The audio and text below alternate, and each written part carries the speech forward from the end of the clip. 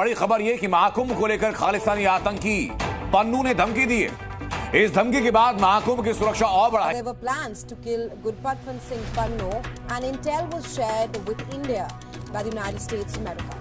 Gurpatwant Singh Pannu, aka America's favorite Khalistan, शख्स थे जो कि अमेरिका के अंदर थे और उनका नाम भारत की इंटेलिजेंस ब्यूरो जो कि आंतरिक सुरक्षा पे फोकस करती है, उसने हाल ही में एक बड़ी महत्वपूर्ण रिपोर्ट बनाई है। इस रिपोर्ट के तहत कुछ बातें आइडेंटिफाई की गई हैं कि इस महाकुंभ के पावन पवित्र अवसर को पाकिस्तान की आईएसआई किस तरीके से डिसरप्ट करने के लिए और डिस्टर्ब करने का एक प्रोग्राम बना रही है। पन्नू की संपत्ति को एनआईए ने जब्त कर लिया और अब इस प्रॉपर्टी पर गुरपंत सिंह पन्नू का किसी तरीके से किसी भी किस्म का कोई अधिकार नहीं रह जाएगा। इंडियन गवर्नमेंट ने पन्नू की जो प्रॉपर्टीज है उसको जी सील कर दिया या उसको जब्त कर लिया उन्होंने, और उसके ऊपर ये बहुत पहले ये काम हो जाना चाहिए था। पन्नू को मालूम है कि ये तो गया, लेकिन मोदी जी की आदत है वो जल्दी से मारते नहीं है, वो घसीट के मारते। हमने पास में देखा है जब बाइडेन का दौर रहा है तो उसमें वार हमेशा रही है, यूक्रेन और रशिया वार रही है, उसके अलावा ओवरऑल वार रही है हर जगह पे। लेकिन इसको हम कंपेयर करें अगर ट्रंप के टाइम पीरियड से तो हमें वो चीज़ें नज़र नहीं आती। गुरपतवंत सिंह पन्नू जो है उनके बारे में ये था कि इंडिया की डीप। हेलो, जय हिंद दोस्तों, एसपी न्यूज़ 91 में आपका स्वागत है। दोस्तों जैसे कि आपने क्लिप में देख ही लिया होगा, ये जो पन्नू है ना, पन्नू, इसकी संपत्ति एनआईए ने जब्त कर ली हुई है। इसकी जो संपत्ति, अवैध संपत्ति इसने लोगों को डरा करके धमका करके बना रखी थी, वो सब जब्त कर ली गई है। अब इसकी संपत्ति पे इसका कोई अधिकार नहीं है, सरकार के अंडर में वो जा चुकी है। मैं आपको बता दूं, अभी हाल फिलहाल में आपको पता ही होगा कि जस्टिन ट्रूडो जो कि कनाडा का पीएम है, और उसने बहुत सारे एलिगेशन भी लगाए थे भारत के ऊपर, यानी कि कहीं ना कहीं भारत से मुंह मारने की उसने कोशिश की थी, लेकिन उसे नहीं पता कि ये नया भारत है। और आज उसका अंत क्या हुआ? उसका अंत ये हुआ कि जस्टिन ट्रूडो जो कि कनाडा का प्रधानमंत्री था, पास्ट में जा चुका दोस्तों, जो प्रधानमंत्री था उसे इस्तीफा देना पड़ा सिर्फ भारत से मुंह मारने के बदौलत। अब रही इस पन्नू की बात, तो पन्नू की अभी क्लियर नहीं हुआ है, बाकी सुनने में ये आ रहा है कि इसकी खोपड़ी खोल दी गई है। बाकी मीडिया क्या कह रही है, तो आइए दोस्तों वीडियो को स्टार्ट करते हैं। इंडियन दोस्त आप सब जानते ही हैं, मेजर गौरव आर्या जी हाँ, मेजर साहब ने भी वांटेड करके एक पोस्टर बनवाया है, $10,000 का इनाम रखा है। वैसे कि इस बारे में बताया जाए कि ये आदमी कहाँ है, और जो बताएगा तो उसको $10,000 मिलेंगे। अब चले, आधी खबर तो मैंने दे दी ना मेजर साहब आपको, ये अमेरिका में है, ये न्यूयॉर्क में है, ये वीडियो भी रिलीज कर रहा है बना के, और तो फिर ये कि लेकिन बात सारी ये कि $10,000 नहीं, कुछ जीरो का इजाफा और कीजिए तो हम बता देंगे कि आखिर ये आदमी और कहाँ है, क्योंकि इसके पीछे तो जी 11 मुल्कों की पुलिस लगी हुई है। लेकिन इसकी खबर या तो सिर्फ हमें है या फिर शायद हमारे दोस्त रोहित शर्मा को हो, क्योंकि रोहित ने रात को भी एक वीडियो बनाई थी, रोहित ने सुबह को भी एक वीडियो बनाई थी, और रोहित शर्मा 4 बजे एक वीडियो के साथ फिर हाजिर होने वाले। तो जी देखते हैं रोहित क्या बताने वाले हैं हमें। आज सुबह हमने आपको बताया था कि गुरपतवंत सिंह पन्नू मारा नहीं गया है। वो उसके सारे मेन स्ट्रीम चैनल और सारे मीडिया चैनल और यूट्यूब चैनल भी ये बोल रहे थे कि वो मर चुका है एक एक्सीडेंट में। हमने बोला था नहीं, वो मरा नहीं है, कहीं चूहे की तरह छुपा हुआ है। और हमारी खबर सच निकली। उसने एक वीडियो बनाया, गुरपतवंत सिंह पन्नू ने वीडियो बना करके बताया है कि वो जिंदा है, और उसने अपने कुछ प्लान्स भी उस वीडियो में बताए हैं। ये वीडियो यूएन के हेडक्वार्टर के सामने बनाया गया है, और इस वीडियो की क्या असलियत है वो हम आपको बताएंगे 4:30 बजे। जी तो खैर हमारी वीडियो जब तक आएगी, जब तक तो 4:30 से आगे का टाइम हो गया होगा।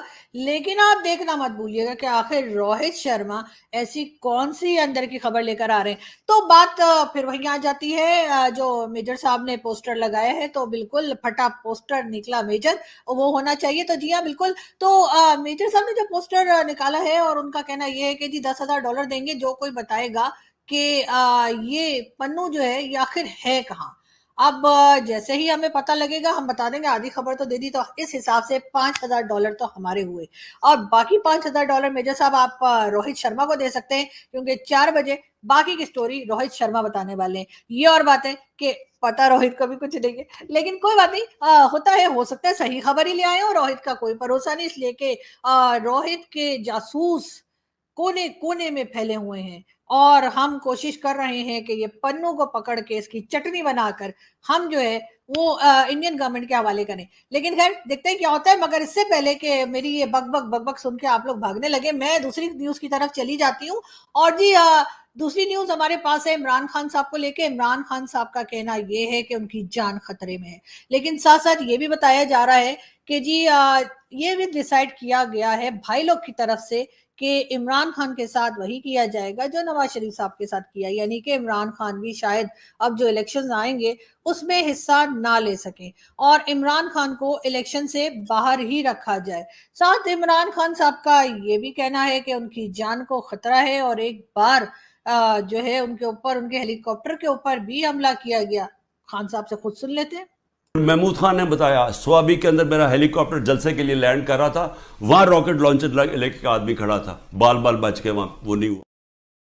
देखें जी ये हाल है, यानी कि खान साहब का कहना ये है कि ये होता है जी रॉकेट लॉन्चर जो लेकर इमरान खान साहब के बकौल उनके हेलीकॉप्टर के ऊपर निशाना लगाया जा रहा था। लेकिन सर अगर ये काम हमारी एजेंसीज और हमारी जो है वो कहना चाहिए ISI या फौज कर रही होती तो सर हम तो गुलैन से भी हेलीकॉप्टर गिरा लेते। आपको यकीन नहीं तो आप खुद सुन लीजिए। यहाँ पर ब्रस्ट मारा, फिर मेरे पैर में 2 जगह पे मारा। मैं देख रहा हूँ कि धुआं निकल रहा है, लेकिन उस गोली की पीड़ा को चुपचाप पड़ा सहता रहा। तब मुझे लगा यार अब नहीं बचूंगा, लेकिन कहते हैं कि जाको राखे साईं मार सके ना कोई। जब उसने गोली चलाई तो यहाँ पर पर्स में 5-5 रुपए के कुछ सिक्के भी थे।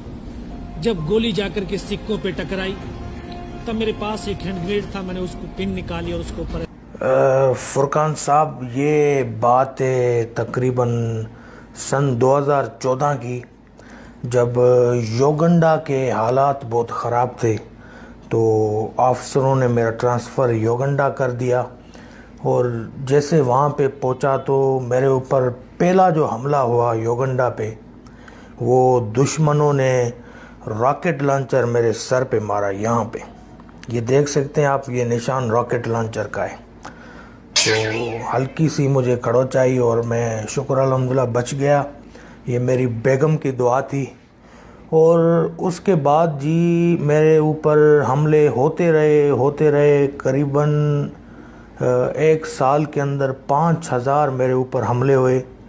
एक मर्तबा अपना हेलीकॉप्टर की मदद से दुश्मनों ने मेरे ऊपर शेलिंग करवाई और शेलिंग करवा के मेरे ऊपर पूरा एक मिसाइल ठोक दिया।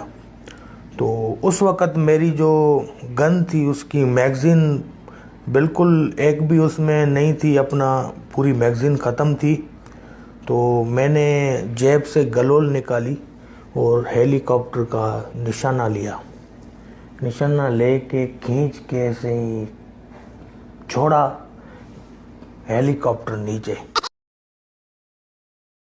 जी तो आपने देखा, गुलेल निकाली और गुलेल से हेलीकॉप्टर नीचे। तो खान साहब की बात का कैसे हम यकीन करें कि खान साहब के ऊपर इस किस्म का अटैक होने जा रहा था और वो भी इमरान खान के ऊपर, यानी जिनको के हमेशा से तालिबान खान कहा जाता है, उनके ऊपर रॉकेट लॉन्चर से हमला होने जा रहा था। और फिर बच गए, वैसे तो अच्छा ही हुआ बच गए खान साहब।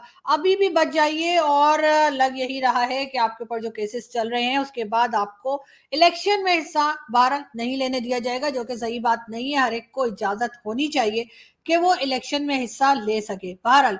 लेकिन इमरान खान साहब बार बार यही कहते जा रहे हैं कि मेरे हेलीकॉप्टर का नई चीज उन्होंने निकाली, हेलीकॉप्टर वाली स्टोरी, और वो यही कह रहे हैं कि हेलीकॉप्टर को गिराने की कोशिश की गई। बात हम करेंगे जहांगीर तरीन खान साहब की और उनके भाई, छोटे भाई जहांगीर तरीन खान साहब के, आलमगीर तरीन खान साहब ने आज जो है वो सुसाइड कर लिया है। जी हाँ, उन्होंने खुदकुशी कर ली है अपनी गन लेकर।